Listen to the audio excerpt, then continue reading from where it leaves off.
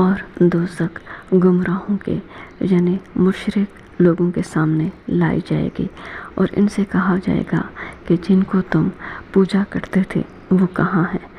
یعنی جن کو اللہ کے سوا پوجا جاتا تھا، کیا وہ تمہاری مدد کر سکتے ہیں یا وہ خود اللہ سے بدلہ تمہارا لے سکتے ہیں؟ تو وہ اور گمراہ یعنی بت یا بت پرست یا ان کے جو بھی مشرک تھے، اوندھے منہ دوزخ میں ڈال دیے جائیں گے، اور شیطان کے لشکر جن میں انسان اور جنات سب شامل ہیں، سب کے سب جہنم میں داخل کیے جائیں گے۔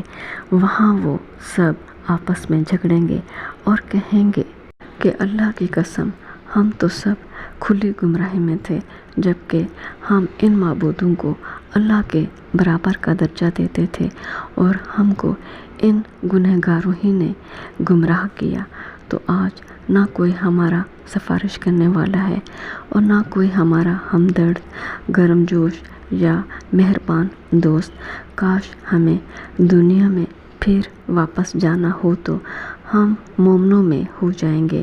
بے شک اس میں نشانی ہے اور ان میں اکثر ایمان لانے والے نہیں، اور تمہارا رب تو غالب اور مہربان ہے۔